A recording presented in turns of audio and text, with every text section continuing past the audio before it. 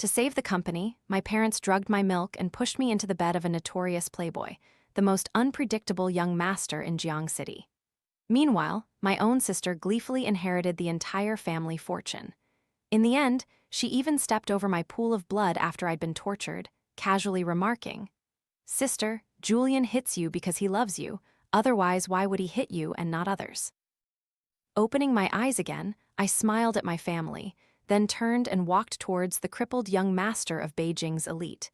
"Marry me, and I'll help you stand again." "Serafina, our company is on the verge of bankruptcy. You can't just stand by and watch it die." My parents wept piteously, even kneeling to force me into marriage. My sister, Chloe, anxiously chimed in, "Sister, do you have no conscience? Do you really want to make father and mother kneel just to satisfy your spite? It's just marriage, isn't it? Anyone will do." I sat motionlessly on the sofa, my eyes cold as ice, watching the fake masks of my entire family. Everything was exactly as it had been in my previous life. My parents had picked me up from my grandmother's house in the countryside, but what awaited me was not the joy of reunion, but a glass of drugged milk and a cruel, heartless man. It wasn't until everything was done that I understood. To save their company, my parents had heartlessly pushed their own daughter into the bed of a beast.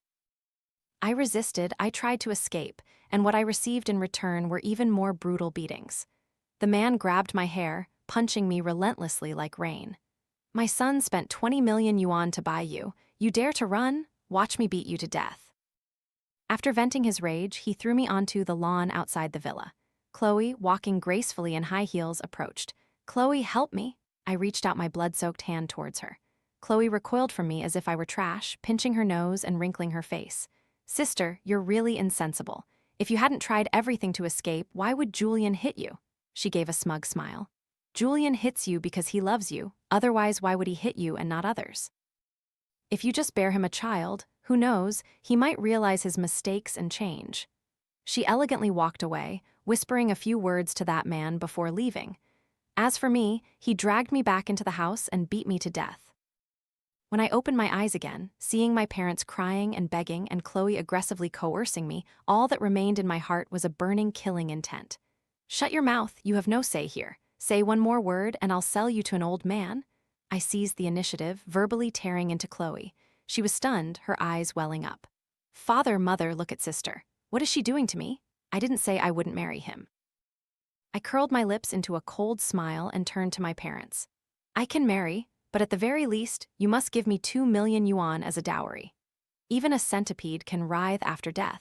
The Vance family could indeed scrape together 2 million yuan in cash right now, but that was all they had left.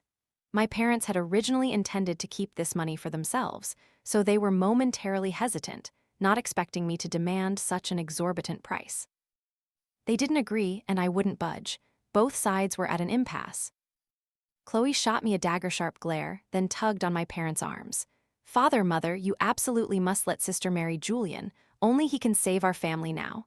She held up 2 fingers, reminding them that the Jiang family could invest 20 million yuan. My father gritted his teeth.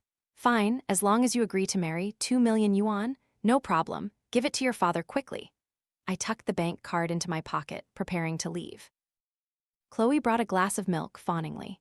"Sister, I just warmed this milk for you. Have a sip." "Oh, really?" I sneered, then snatched the glass. The entire hot glass of milk was poured directly over her head. Ignoring my parents' stunned gazes, I slapped her fiercely. "Don't you know I'm allergic to milk? Trying to poison me so you can marry into the Jiang family yourself." Chloe struggled violently under my hand, tears and milk splattering everywhere, but how could she be my match? She could only collapse onto the floor, wailing hysterically. I slipped both hands into my pockets. "Father, mother, remember my eating habits. If anything were to happen to me, the entire Vance family would follow suit, wouldn't they?" My parents' faces turned ashen. I didn't even bother to look at their mournful expressions, turning and heading back to my room. As a precaution, they had locked my room door from the outside. At 2 a.m., I fashioned my bedsheets into a rope, climbed down from the 2nd floor, and took a taxi directly to a villa in the suburbs. The news that the young master of Beijing's elite, Thorne, was recuperating there, I had heard from Julian in my previous life. Ethan's power far surpassed Julian's. That's why every time Julian returned from a social event, he would vent his anger on me. "You damn slut, you dare to look down on me." I can't deal with that cripple, Ethan, but don't tell me I can't beat a bitch like you to death. From his endless insults, I pieced together a crucial piece of information. Julian had secretly collaborated with elder Mr. Thorne's illegitimate son, bribing Ethan's primary doctor, causing his leg injury to worsen progressively. The Jiang family reigned supreme in Jiang City. To expose the true faces of those beasts, I desperately needed Ethan Thorne's help. Fortunately, my memory was quite good. In my previous life, I had secretly glanced at Julian's contact list and still remembered Ethan's number. The call connected. After 2 rings, someone picked up on the other end.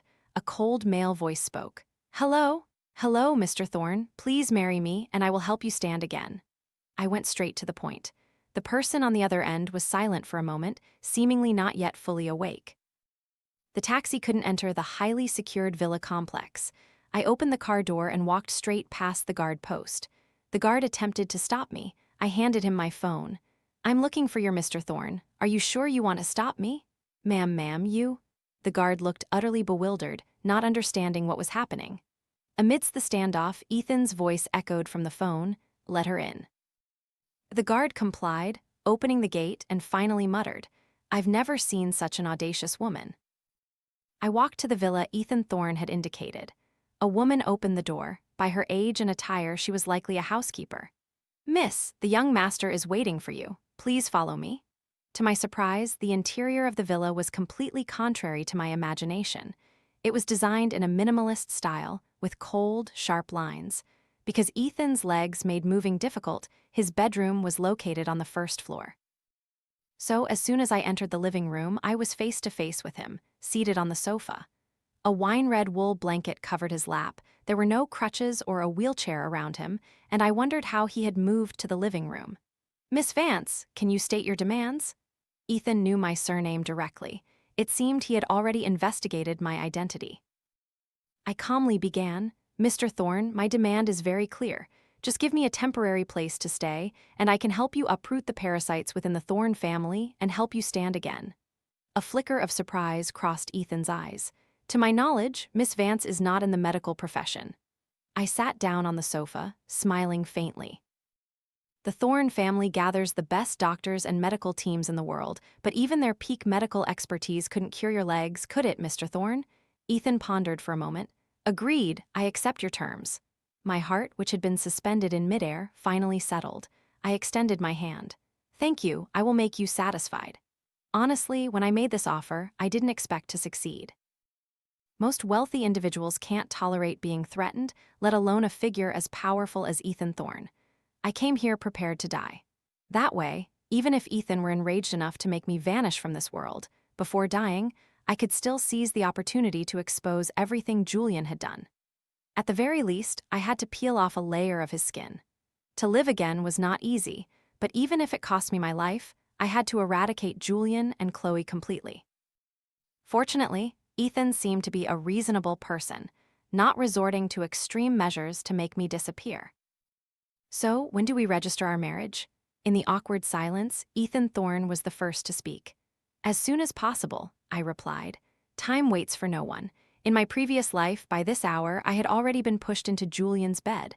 While I might be able to delay things for a while now, ultimately, this isn't a long-term solution." "Then let's go today," Ethan agreed decisively. At 8 o'clock, as soon as the Civil Affairs Bureau opens, the Thorne family's private driver will take us to register. As soon as I held the bright red marriage certificate in my hand, I immediately informed him, "Your biological father, elder Mr. Thorne, has an illegitimate son named Victor, who is studying abroad in America and is about to return to the country." A layer of ice seemed to emanate from Ethan, his voice chilling. "Thank you for letting me know. I have some matters to attend to at the old family estate. Have the driver take you back to the villa first." As he raised his hand, the driver respectfully approached. "Madam, allow me to take you home." "No need, just take me back to my birth family's house." Perhaps the words "birth family" sounded too sarcastic coming from my mouth. Ethan actually let out a short laugh, then pursed his lips as if to deceive himself. I sat in the backseat, closing my eyes to rest, until the driver's voice rang out again. "Madam, we've arrived." Before getting out of the car, I said to Ethan, "I hope everything goes smoothly for you at home." Rushing back to the old estate like this, you're probably just as eager as I am to visit your relatives and clear out the parasites in your home. I hope you also return to your birth family's house safely. I've assigned 2 bodyguards to you. Contact me anytime if anything happens." Ethan pressed the window button and the dark glass slowly descended. He added, "After all, a little distance is better than on our wedding night. I'll come find you as soon as I've settled things there." His attitude was extremely sincere, his emotions appearing genuinely heartfelt. I guessed he realized how useful I truly was, which was why his attitude was so good. "All right, goodbye."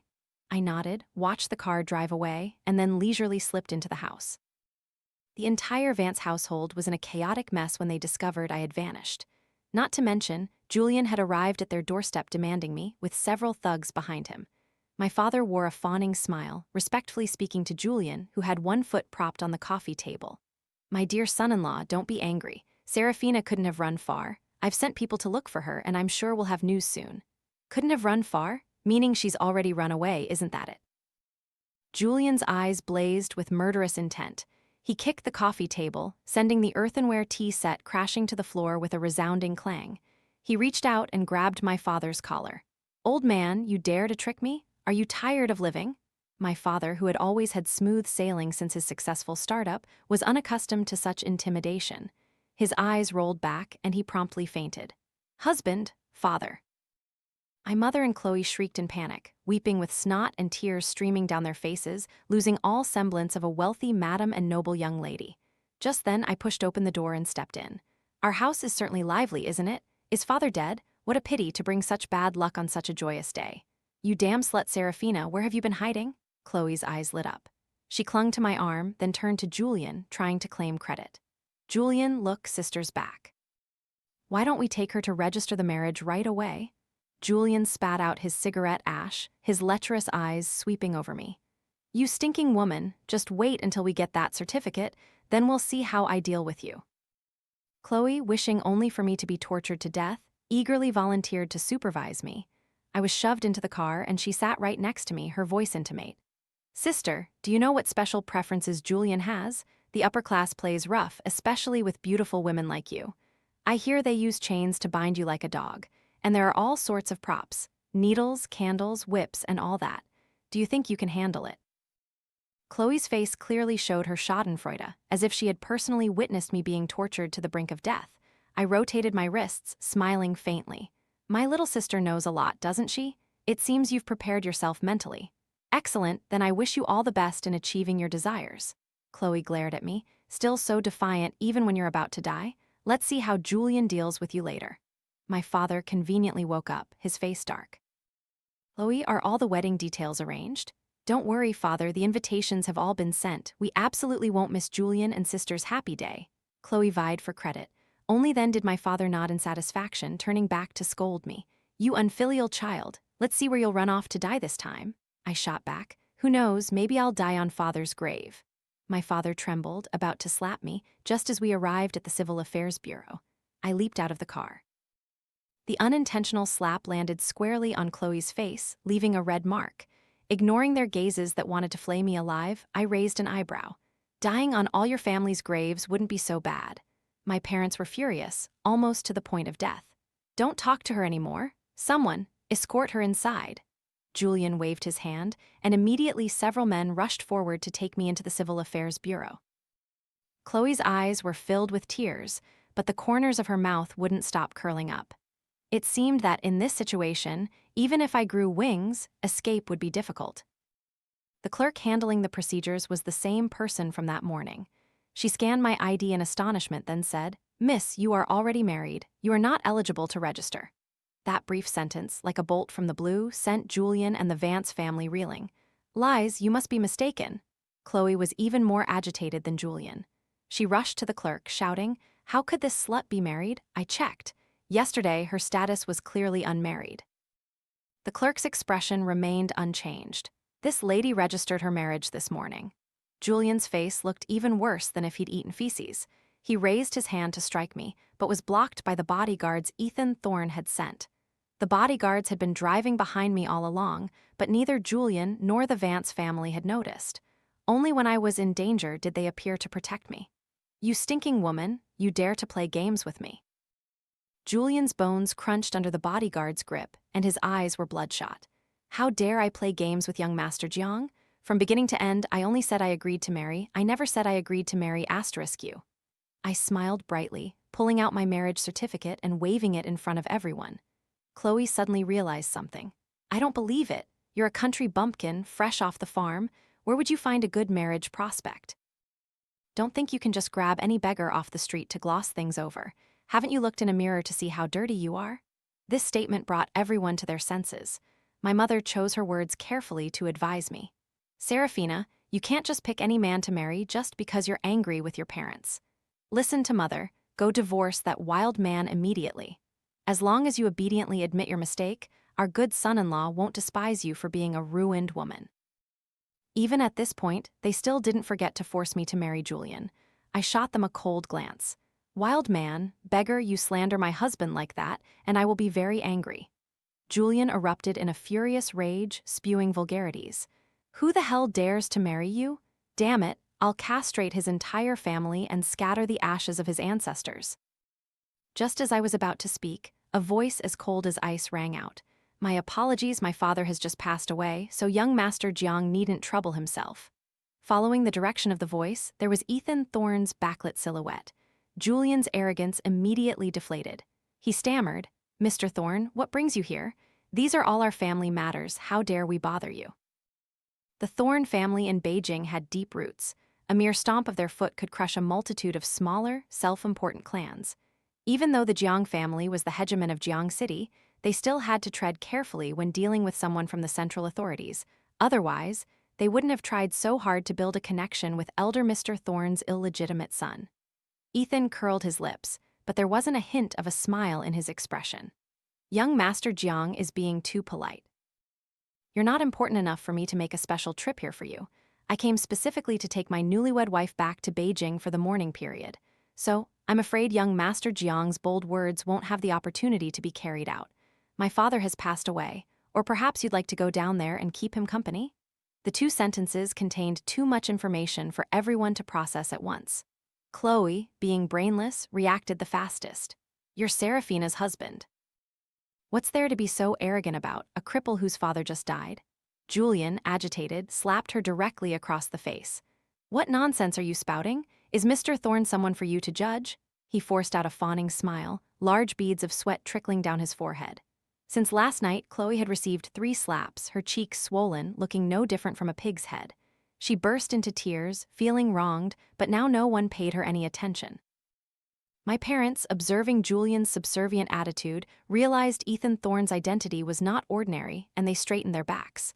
I subtly frowned. Elder Mr. Thorne had been alive that morning, but after Ethan's visit home, he had died as quickly as a rocket. It was highly likely not an accident. Ethan Thorne was much more ruthless than I had imagined. "Serafina, come here." He beckoned to me. Regardless, we were allies now. I comforted myself, stepping towards Ethan with an air of treating death as light as a feather. I wondered if it was an illusion, but I thought I heard him chuckle. Julian still hadn't given up. Unable to contend with the Thorne family, he unleashed his anger on my parents. "I gave you all the betrothal money. Mr. Vance, give me an explanation immediately." Mr. Vance was my father's full name. To be addressed so directly by a junior was a complete loss of face for an old man. He could only turn his pleading eyes towards me, completely forgetting his earlier ferocity. I smiled and said, "Young Master Jiang has a point. After all, he spent a large sum of money. We can't let him leave empty-handed. It seems our family will have to sell a daughter one more time." "Sister, do you think that's acceptable?" Chloe, in her wildest dreams, never imagined her own trap would backfire on her.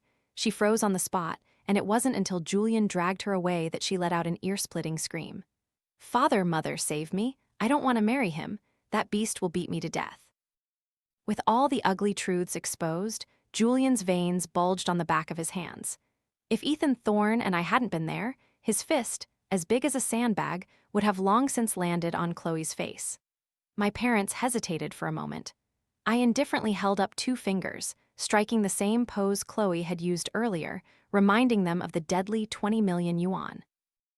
My father immediately sobered up, prying Chloe's fingers, which were clutching the pillar, away, and shouted, "I raised you for over 20 years for this very day. Today, you will marry him, whether you want to or not. My mother, fearing the Jiang family would withdraw their investment, became even more solicitous. Dear son-in-law, don't mind Chloe's stubbornness now. A few beatings at home, and she'll be obedient. Rest assured, no matter how you beat her, we will absolutely not interfere. My parents, who had always seemed gentle, now revealed their fangs. Chloe completely collapsed, unable even to cry out, finally dragged by Julian into the photo room. My parents even tried to say a few intimate words to me. I pushed Ethan Thorne's wheelchair away, denying them the opportunity to bind me with their hypocrisy. This wasn't over. There would be a day when I would make them taste bone-deep despair, just like I had in my previous life. My relationship with Ethan Thorne was now public. Every evening, we exchanged clues over the phone. A week later, I naturally moved into the Thorne family villa. Housekeeper who had opened the door for me before now enthusiastically called me Madam. I was about to deny it when Ethan nodded. You are the mistress of the Thorne family. I was silent for a moment before replying. All right, regardless, I was the one who proposed marriage first, and I'm also the one who reaps the greater benefits. There's no need to pretend. Thank you for helping me out of that predicament today. In exchange, I'll give you another clue. The person treating you has a problem. Ethan chuckled. The chief doctor of the Thorne family is my maternal aunt. We are blood relatives. Do you think she would harm me? I spread my hands. Not necessarily. My parents even sold both me and Chloe to the Jiang family for money. Why couldn't your aunt betray you? Mr. Thorne, especially after your late father left behind a half-brother, are you still clinging to that kind of false family affection? To my surprise, Ethan Thorne didn't get angry as I expected. You make a very good point. Serafina, thank you for your help. I hope our partnership can last a long time. He suddenly stood up, smiling as he shook my hand. My eyes widened, and it was hard for me to utter a single sentence. Your legs are cured? A flash of insight struck me, and the clues I had overlooked slowly became clear. No wonder such a large villa only had one housekeeper. No wonder that night, Ethan had no crutches or wheelchair beside him. It turned out that in his own home, he didn't need any of those things. I involuntarily coughed. So, your aunt truly performed a miracle cure? No, things are exactly as you described, not a single bit different. Ethan Thorne took a deep breath, continuing to explain. 10 years ago, after my car accident, my aunt, who was living in America, immediately returned to the country and took over my entire treatment plan. She was my late mother's biological sister, so I trusted her implicitly. But no matter how much I cooperated, my injury didn't improve, so half a year ago, I found another medical team. They cured my leg. From that moment, I had started to have suspicions, but I hadn't thought in a negative direction until I pointed out that elder Mr. Thorne had an illegitimate child in America. And so, Ethan Thorne followed that clue, unraveling the grievances, entanglements, love, and hatred of the previous generation. Victor was the son of his father and his maternal aunt. This matter, no matter how you looked at it, was too shocking. My entire body felt numb, and I swayed as I stood up. If your legs are fine, then I'll leave now. Wait. Ethan Thorne held my arm, his voice sincere. Serafina, I am very grateful for the clue you provided. You can't go back to the Vance family's house now anyway, so why don't you just stay here? He had a point. If I dared to step half a foot outside this safe zone, that mad dog Julian would probably bite me to death. At the very least, I had to ensure my own safety. Then I'll impose on you temporarily. I pulled my suitcase up to the second floor, intending to sleep in a guest room. Ethan Thorne stood on the first floor, looking up at me, his voice tinged with a hint of grievance. My legs haven't fully recovered yet. I can't climb the stairs temporarily. I asked very strangely, isn't your room on the first floor? After a moment of daze, I understood. You want to sleep with me? He nodded, saying seriously, aren't we husband and wife? I thought Ethan Thorne's mind must have been damaged by his aunt's treatment, but on second thought, it made sense. Ethan had been in an accident when he was only 15. He probably hadn't ever been in love. In the past 10 years, there probably hadn't been any other women either. So, in this matter, Ethan Thorne was more naive than I had imagined. We're a fake couple. I carried my suitcase in one hand and rubbed my forehead with the other. But you told me to marry you at first. You didn't say it was fake. Ethan Thorne said with a nonchalant expression as if it were obvious, but the reddish tips of his ears betrayed him. Even so, no. Mr. Thorne, please respect yourself. I flatly refused. Ethan Thorne showed no other expression, only smiled and said to me, then, good night, Serafina, good night. Back in my bedroom, I finally let out a sigh of relief. I wasn't the kind of person who valued chastity more than my life, but I also didn't want to casually give it to a stranger. Especially after enduring Julian's abuse in my previous life, a trauma still haunted me. Perhaps because Thorne had little contact with others. After we divorced, he would find a better girl. With that thought, I fell into a deep sleep. Early the next morning, I was woken by the ringing of my phone. It was my parents. "Serafina, you've been gone for days and haven't come home. Your father and I are so worried about you." Worried about me? More like worried I'd seek revenge. I gave a few cold laughs, showing no emotion. My father humbled himself, completely devoid of his former arrogance. "Daughter, your mother and I know you've been wronged."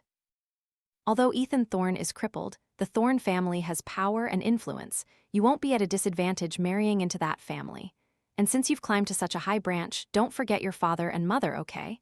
If you could conveniently help your sister a little, that would be even better. As if to prove his words, Chloe's choked sobs echoed from the other end of the line. My mother sighed heavily. "You've married into a good family, but your sister doesn't have such good fortune." Every word they spoke was a plea for me to rescue Chloe from the fiery pit. In my previous life, I received no such consideration. From the moment I was drugged until my death, this nominal couple never appeared once. Chloe played the villain, but those who benefited by hiding behind her were no good either. I narrowed my eyes, my voice lazy. Who says Chloe has no luck? Julian is both masculine and knows how to charm women. Although he sometimes loses control and raises his hand, what husband and wife hold grudges overnight, Julian will be fine after venting his anger. To hit is to love, to scold is to care. Otherwise, why would Julian only hit Chloe and not others? It must be because he loves her deeply, so his punches are heavier. Chloe, who had been eavesdropping, couldn't hold back anymore and screamed, "Serafina, do you have any conscience? Clearly, you're the one who should have married that abuser Julian, and your whole family deserves to die?" I smiled. "This is your karma. All our family's consciences have been eaten by dogs. We're all the same." After hanging up, I saved the call history and sent it to Julian's personal inbox. Whether he would hit Chloe or not would depend on how much he loved her. My parents saw that I didn't want to get involved in this mess. They also couldn't bear to return the 20 million yuan to Julian, so they immediately sent Chloe back to the Jiang family, fearing that even a second's delay would cause Julian to demand his money back. I heard Chloe was beaten so badly she was hospitalized, and she wasn't seen for an entire week, until the wedding day. The wedding was held in a hotel ballroom, and the entire hall reeked of cigarette smoke. Chloe's face was even paler than a corpse's. Her wedding dress was extremely ill-fitting, baggy as if hiding a large bag inside, looking like a few hundred yuan rental from a bridal shop. Even a thick layer of foundation couldn't hide the bruises on her face. Her entire body looked very withered. I understood clearly in my heart that the Jiang family was a powerful clan here. They weren't so destitute that they couldn't afford a proper wedding for a family member. The way they were doing things now was either due to a rush of time or because they were brewing some kind of conspiracy. As soon as Chloe saw me, her eyes were filled with poison, as if she wanted to devour me alive. Julian stood beside her, his face no better. I deliberately placed my hand on Thorne's, feigning an affectionate tone. "Darling, the air in here is so stuffy. Shall I take you outside for a stroll?" In front of outsiders, Ethan still pretended to have difficulty moving, completely in my grasp. I pushed his wheelchair, intending to leave, when to my surprise, Chloe actively blocked me. "Sister, this is my wedding after all. Wouldn't it be disrespectful for you and Julian to just leave like that?" I looked at her from head to toe. "How many faces do you have that are worthy of us staying? Are you relying on that disfigured face of yours?" Chloe choked, turning to Ethan for help. "Brother-in-law, look how vicious sister is. How can a woman like her be worthy of you?" Ethan said succinctly, "I happen to like people like Serafina. Isn't that better than someone as foolish and ugly as you?" In truth, Chloe's face only had a few more scars, far from disfigured, but this blow was both deadly and piercing to the heart. Just 2 short sentences completely shattered her. After all, in Chloe's mind, I had always been the country bumpkin, inferior to her in every way. Chloe stopped pretending, roaring, "Serafina, don't be so arrogant. Let's see if you can still smile after today." She turned and ran into the dressing room. I didn't miss the moment the door opened, and a man's face flashed from behind it. "Serafina, what's wrong?" Thorne almost jumped up to embrace me, but I used one hand to press him back down. "Sit still, let's talk outside." Once outside on the hotel lawn, I went straight to the point. Do you have a picture of Victor? Ethan Thorne didn't understand why I suddenly mentioned him, but he immediately handed me his phone. All the information is here, take a look. The face on the phone screen perfectly matched the accidental glimpse I'd had earlier. Everything in my mind suddenly became clear. I returned the phone. Today's banquet is both a hangman banquet and a life-and-death chess game. We'll see if we can get through this challenge. Ethan Thorne frowned. You mean Victor has returned to the country and is hiding in Chloe's dressing room? Exactly. It's actually very simple. Elder Mr. Thorne died as quickly as a rocket. His ashes are God knows where, leaving no will. And it's impossible to do a DNA test with Victor. He has no way to legitimately gain even a fraction of benefit from the Thorne family. But how could such an ambitious, illegitimate son be content? Similarly, Julian couldn't be content either. So it's not surprising that they planned to pull a trick at the wedding. Ethan Thorne immediately grasped this point. I'll call people to round them up right now. No need, I smiled brightly. Don't you want to watch a dog-eat-dog show? Back at the banquet table, the food was almost fully served. Because Ethan Thorne's status was special, only the two of us sat at a large table. My parents tried to approach us to socialize but were ignored and then frightened away by Julian's fierce demeanor. Julian walked up to us, a glass of wine in his hand. Mr. Thorne, I know I was wrong. What I did before was truly not something a human being should do. But from now on, we are brothers-in-law, even closer than biological brothers. From now on, I will definitely turn over a new leaf and start a new life. Believe that this scum could start a new life? I'd sooner believe a sow could climb a tree. I pushed the wine glass away, coldly stating, he doesn't drink alcohol and neither do I. Get lost. Julian's face contorted, wanting nothing more than to rush forward and beat me. Serafina is right, I don't drink. Young Master Jiang can take it back. Ethan Thorne didn't even bother to look at Julian, flatly dismissing him. Julian's face looked even more terrible than if he'd eaten feces. Out of fear of Ethan's power, he didn't dare to lose his temper. Then, please enjoy your meal, both of you. I'll take my leave. Hearing this, I understood that this table of food definitely couldn't be eaten. After a moment's thought, I casually dished out a few items, pretending to have eaten. Half an hour later, I heard 3 people talking outside the door. First, Chloe's excited voice. You two definitely succeeded, right? Julian said. The drug was bought from abroad, colorless and odorless. It's been put into the food, they absolutely won't detect it. Chloe was half believing, half doubting. That slut Serafina is very cunning. Are you sure you can fool her? A strange male voice interjected. No matter how cunning she is, she's just a woman. I don't believe she can cause any trouble. Then he gritted his teeth. Ethan Thorne was just born a few years before me. Why should I live in his shadow my entire life? After I sleep with his wife, let's see if he can still be so smug. Victor is right. Julian lowered his voice, making a few quiet arrangements. Chloe, don't forget your mission. If you mess things up, I'll beat you to death. I quickly pushed Ethan Thorne's head down, making him pretend to faint, reminding him, remember our agreement, absolutely do not expose it. The double door of the room was pushed open with a clang. The 3 entered, saw the messy food and the 2 of us lying unconscious. They exchanged smiles. Everything that followed went according to plan. Ethan Thorne and I were separated and taken away. I was taken to a luxurious suite on the 5th floor. Looks pretty hot, huh? No wonder you can't stop thinking about her. After I'm done, I'll call you in. Victor acted like the host, shooing Julian out. He began to undress. The moment Victor lowered his head, I opened my eyes, grabbed the bedside lamp from the nightstand, and swung it directly at his head. Crack! I smashed his head open. He immediately fell to the ground like a dead pig, blood continuously soaking into the carpet. I threw the lamp down and called the bodyguard's number. Which room is Ethan Thorne in? Is Julian still outside the door? The bodyguard's voice replied, Madam, the CEO is in room 503, and Julian has already been tricked away by our people. As soon as we detected Victor's presence, we had bodyguards infiltrate the hotel to monitor all movements. I pushed open the room door and fiercely walked to room 503. The bodyguard quickly swiped the room card. Sure enough, I saw Chloe's back, trying to conceal something, lying face down on the floor. Ethan Thorne was sitting on the bed, holding a blood-stained iron. Are you okay? Are you hurt? We both spoke simultaneously.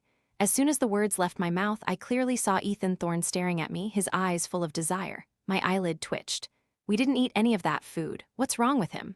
I frowned.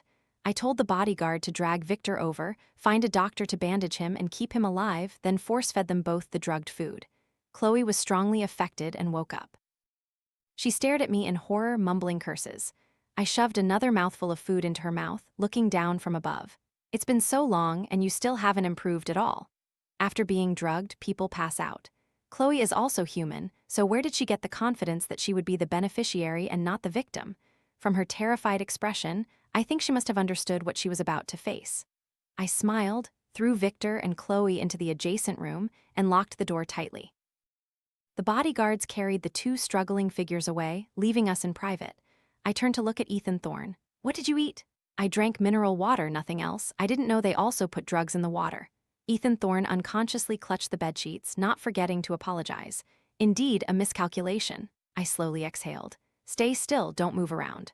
Half an hour later, there was a strange noise outside the door. Julian was causing a ruckus outside. "My wife is missing. I've searched the whole hotel and can't find her. She must be in this room.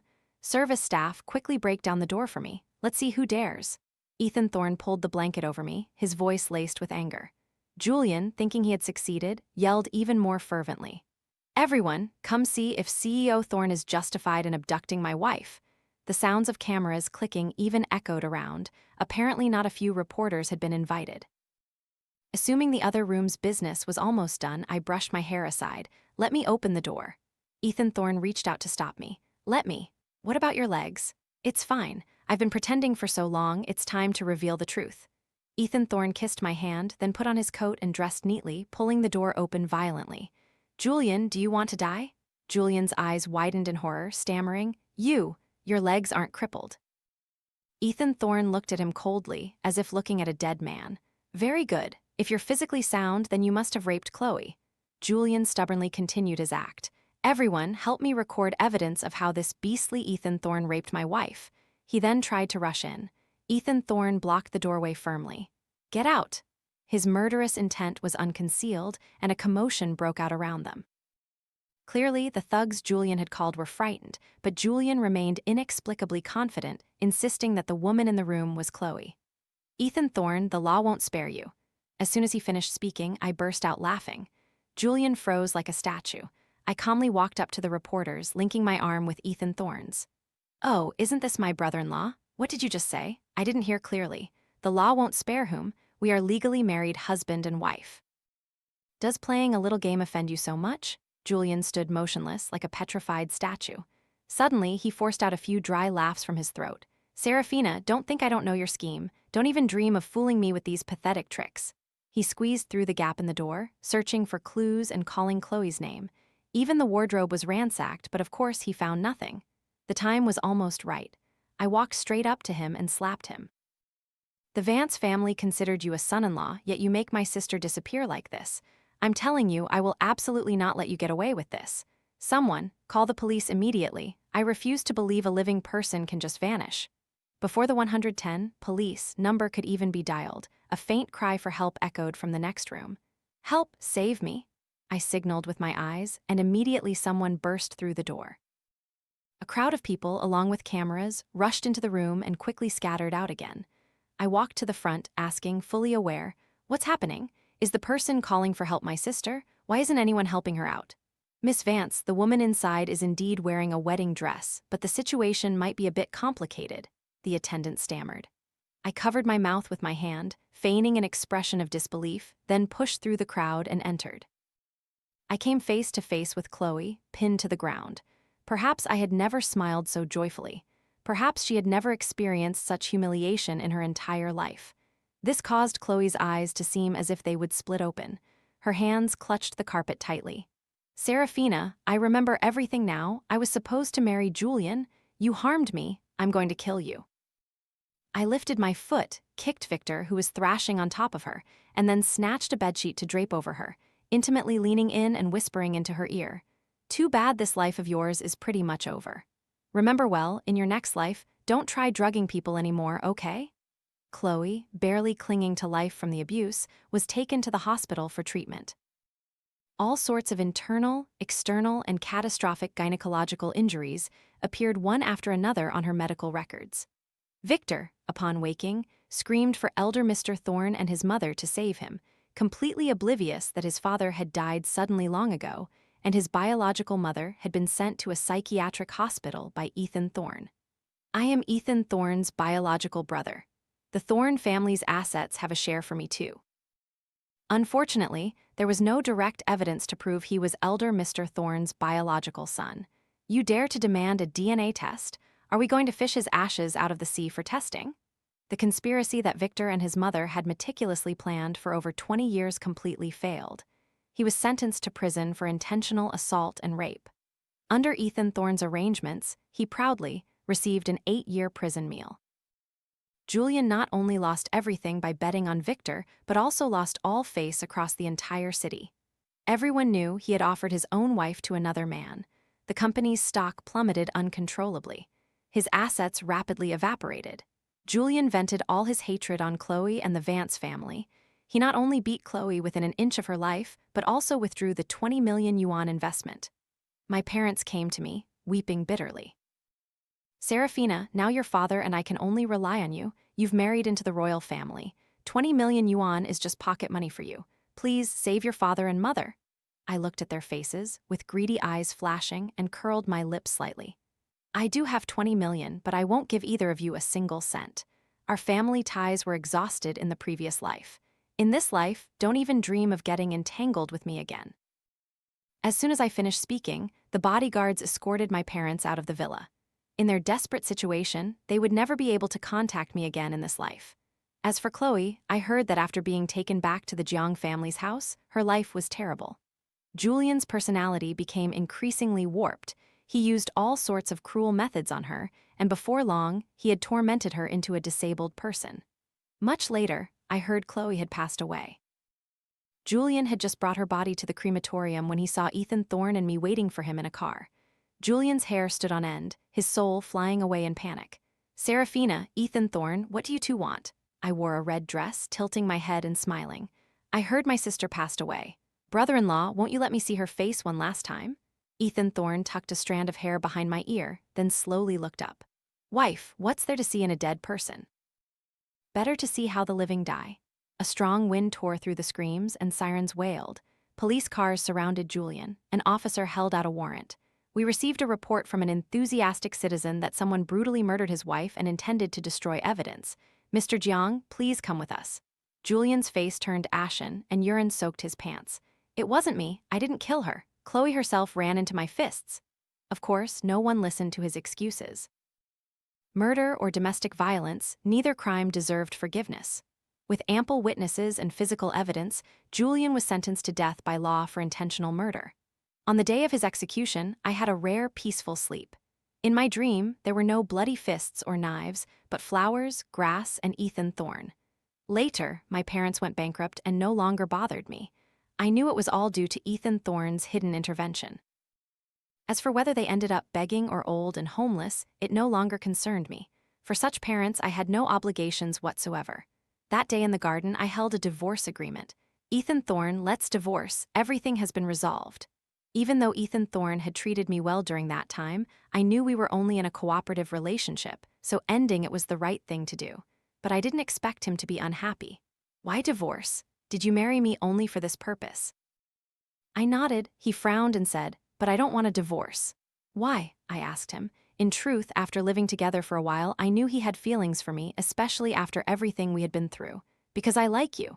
I never expected Ethan Thorne to be so straightforward.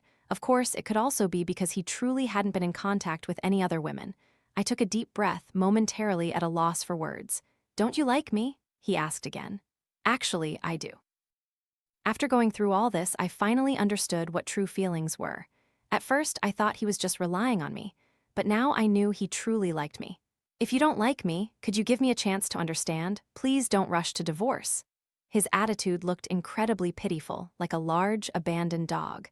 I agreed, and after that, I didn't want a divorce anymore. Because Ethan Thorne treated me too well. His emotions were stable, he was attentive to me, and his way of expressing affection was very direct. I truly had found a treasure.